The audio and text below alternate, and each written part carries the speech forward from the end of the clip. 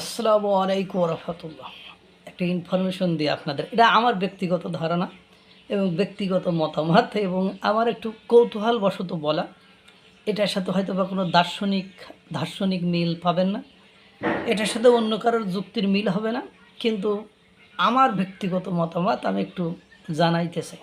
যেমন দেখেন, 1971 সালে যে বাংলাদেশের মহান মুক্তিযুদ্ধ হয়েছিল, সেই মহান মুক্তিযুদ্ধে বাংলাদেশকে মুক্তিযুদ্ধে জেতার জন্য, সফলতার জন্য, বা বাংলাদেশ স্বাধীন সার্বভৌম একটা রাষ্ট্র হওয়ার জন্য যে দেশটি বাংলাদেশের পাশে সব সেক্টরে অবদান রেখেছে, সেই দেশটির নাম হলো ভারত। অস্ত্র দেওয়া থেকে শুরু করে শরণার্থীদের আশ্রয় দেওয়া, তাদেরকে খাদ্য দেওয়া, তাদেরকে প্রশিক্ষণ দেওয়া, তাদের জন্য তাদের দেশে সৈন্য পাঠিয়ে যুদ্ধ করা, সেই যুদ্ধে তাদের সৈন্য নিহত হওয়া, মানে এই ধরনের অসংখ্য অগণিত কর্মকাণ্ড তারা করেছে। তারা মার্কিন যুক্তরাষ্ট্র, চীনের মতো পরাশক্তিদের সামনে বিরোধিতা করতে তারা কৃপণতা কার্পণ্য করেনি, তাদের পাশে ছিল রাশিয়া। এত কিছু করার পরেও যারা তৎকালীন সময়ে সরাসরি বাংলাদেশের মানুষ হোক পাকিস্তানের পক্ষ অবলম্বন করেছিল, তারা এখন, অর্থাৎ স্বাধীনতা যুদ্ধের পর থেকে, যখন থেকে তারা মুখ খুলতে পেরেছে বা কথা বলতে পেরেছে, তখন থেকে একটা কথাই বলেছে, ভারত তাদের নিজেদের সুবিধার্থে পাকিস্তান থেকে বাংলাদেশকে আলাদা করেছে।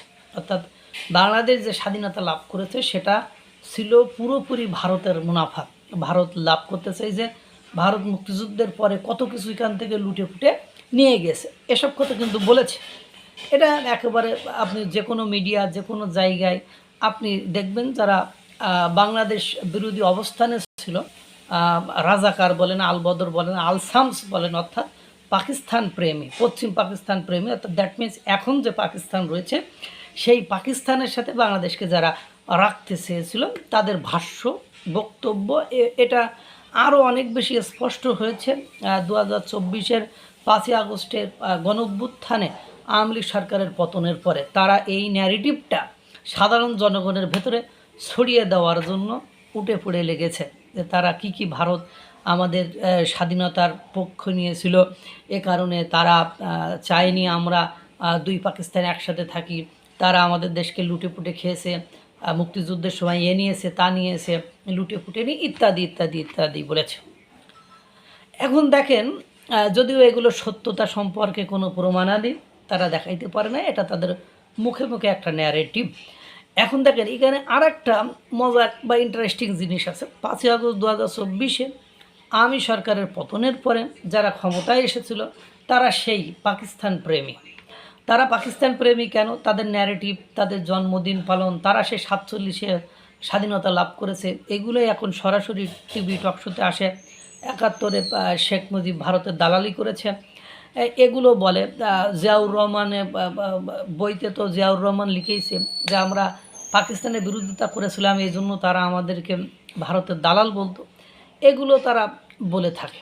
এখন তারা এসেই দেখেন পাকিস্তানের সাথে A to Z তারা সম্পর্ক করতে চেয়েছে এবং তারা করেছে, এবং যে বিষয়গুলো এই স্বাধীনতা যুদ্ধের 55 বছরে মানুষ ভাবতেও পারেনি, সেই ভাবনাগুলোর জায়গাটাই ওরা তাদেরকে নিয়ে এসে বসিয়েছে। এটা আপনারা ইতিমধ্যে জানতে পেরেছেন বা দেখেছেন। এখন আসুন, যেটা আমি বলতে চাচ্ছিলাম, ভারতের বিরুদ্ধে যে বেলেম তারা লুটে ফুটে খাওয়ার জন্য তারা নিজেদের সুবিধার্থে সাহায্য করেছে, নাহলে এমনি এমনি অস্ত্র দিয়ে, প্রশিক্ষণ দিয়ে, খাদ্য দিয়ে, নিজেদের সৈন্য পাঠিয়ে, বিমান দিয়ে সাহায্য করতো না। এখন কথা হলো, তাহলে পাকিস্তান আর পক্ষ যে রাষ্ট্র দুটি নিয়েছিল, মার্কিন যুক্তরাষ্ট্র এবং চীন, 1971-এর মুক্তিযুদ্ধের সময়, তাহলে তাদেরও ঠিক ভারতের মতো স্বার্থ ছিল যে আমরা পাকিস্তানকে যদি সাহায্য সহযোগিতা করি, তাহলে বাংলাদেশ থেকে আমরাও লুটে ফুটে খাইতে পারবো, আমরাও নিতে পারবো, এরকম হয়তো বা মানসিকতা ছিল।